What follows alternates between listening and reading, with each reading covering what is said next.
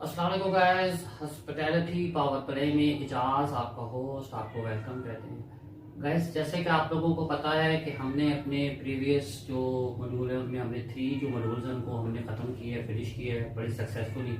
तो उसमें अभी आज जो हम पढ़ने जा रहे हैं वो है एमरजेंसी सिचुएशंस। ठीक है, एमरजेंसी सिचुएशन और क्राइसिस में आपने उसको कैसे हैंडल करना है या वो एमरजेंसी और क्राइसिस सिचुएशन है क्या। अगर अब आप में से किसी ने हमारे लास्ट एपिसोड नहीं देखी तो उसमें हमने cleaning and sanitation, food safety, staff safety, rider safety, restaurant के जो जितने भी हैजर्ड्स हैं उनके बारे में हमने डिस्कस किया था। तो आप लोगों से गुजारिश है कि अगर आपने नहीं देखी तो आप उनको प्लीज रिव्यू कीजिएगा ताकि आप लोगों को अच्छे तरीके से जो हमने मॉड्यूल स्टार्ट किए हुए हैं reading a shift back program, ताकि आप उसे अच्छे तरीके से समझ पाए।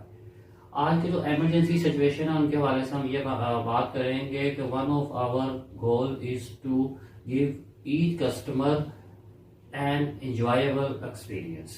ठीक है, तो हम अपने जितने भी कस्टमर हैं उनको एंजॉयबल एक्सपीरियंस तब दे सकते हैं, हमारा गोल ये तब अचीव हो सकता है जबकि हम उनके तमाम जो है अपने वायलेंट जो हमारे वायलेंट सिचुएशन है या वायलेंट जो भी सिचुएशन है इनको हम सही तरीके से जो है वो हैंडल करें।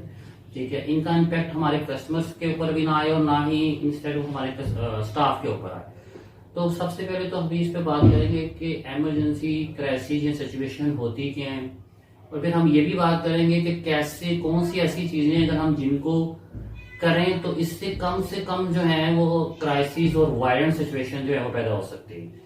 ठीक है, पैदा नहीं हो सकती। तो हम देखते हैं अपने ब्लैक बॉक्स की तरफ जाते हैं, हमें बताते हैं कि कौन सी ऐसी चीजें हैं जिनकी वजह से वायलेंट सिचुएशन कम से कम होंगी। ठीक है, थैंक यू वेरी मच। देखते हैं आज ब्लैक बॉक्स हमें क्या बता रहे हैं इस बारे में। तो ब्लैक बॉक्स हमें बता रहे हैं restaurant is free from hazards. Restaurant को हैजर्ड्स से फ्री होना चाहिए, यानी कि हैजर्ड्स डेंजर नहीं होना चाहिए फूड सेफ्टी के हवाले से भी और दूसरे भी किसी तरीके से सेफ्टी एंड सिक्योरिटी के हवाले से कोई इस तरह नहीं होना चाहिए मामला।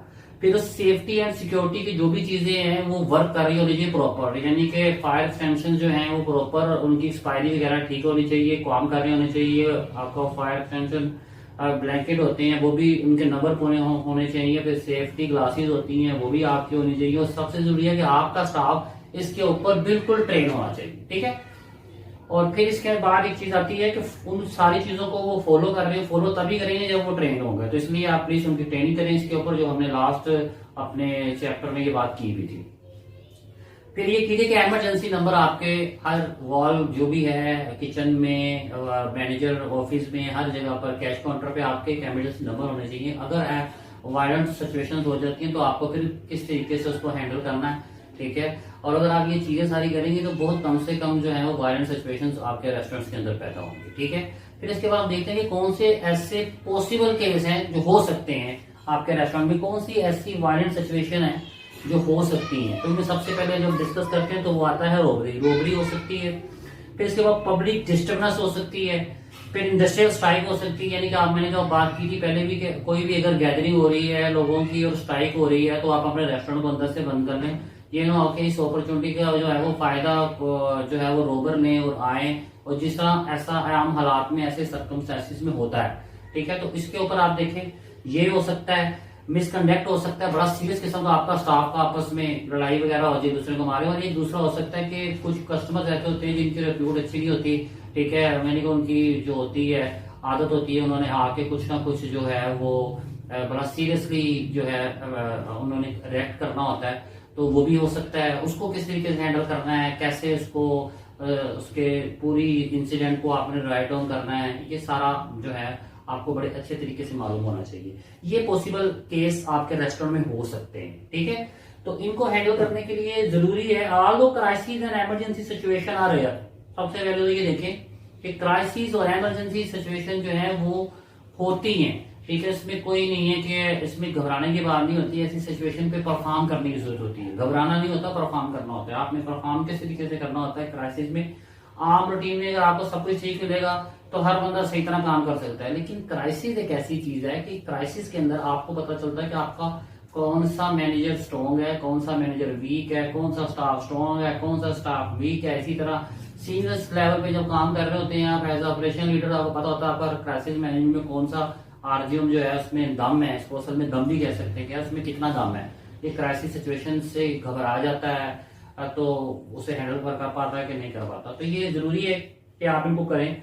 कुछ रेयर अथेक्ट भी हो सकते हैं, जैसे फायर है, ठीक है, अगर आग लग जाती है तो फिर आपने क्या करना है, तो उसके लिए सबसे जरूरी होता है कि इमरजेंसी करेंसी में सबसे पहले तो आपका एक असेंबल पॉइंट होता है वाहिद, ठीक है। उस पर लिखा होता है कि जब भी कोई ऐसी इमरजेंसी सिचुएशन हो, अर्थक्वेक हो या कोई इस तरह फायर का इशू हो, तो आप सारे जाके ना बाहर जाएंगे, एक जगह एक असेंबल पॉइंट है, वहां पर जाकर सारे जमा हो जाएंगे।